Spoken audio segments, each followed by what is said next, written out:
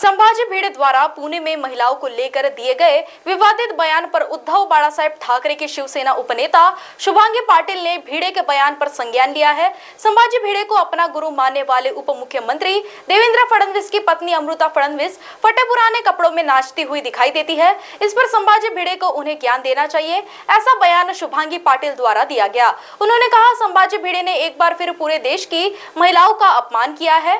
महिला आयोग और गृह मंत्री को इस पर ध्यान देना चाहिए, अन्यथा पूरे राज्य में इसका परिणाम होगा। शुभांगी पाटिल ने गृह मंत्री को सीधे चेतावनी दी है।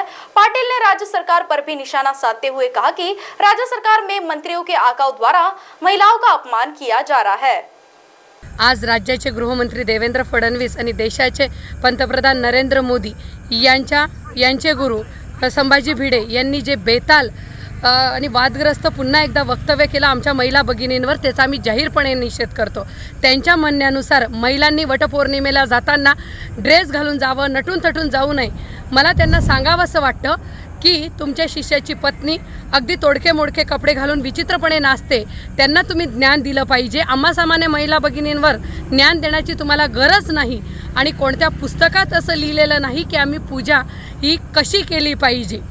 एकीकडे त्यांचं शिष्याचं शासन सांगतं की लाडली बहीण योजना, आम्हाला वेगवेगळ्या योजनांचं आमच्यावर बंपर ऑफर दाखवली जाते, आमची सहानुभूती मिळवली जाते आणि एकीकडे त्यांचेच गुरु संभाजी भिडे हे आमच्यावर वादग्रस्त असे स्तुतिसुमन उधळतात। आम्ही त्यांचा जाहीरपणे निषेध करतो आणि राज्याचे गृहमंत्री आणि राज्याच्या महिला आयोग यांना आम्ही एक सांगतो की तुमच्याने यांच्यावर कारवाई होत नसेल, त्यांना तुम्हाला मध्ये पाठवलं जात नसेल तर आम्ही या एका महिलेचा अपमान नसून हा राज्याचा नव्हे तर भारतातल्या महिलांचा अपमान आहे, म्हणून आम्ही यांचा जाहीरपणे निषेध करतो आणि तीव्र अशा स्वरूपात जर त्यांच्यावर कारवाई झाली नाही तर तीव्र अशा स्वरूपात उद्यापासून राज्यात त्यांना ठिकठिकाणी आंदोलन बघावयास मिळतील।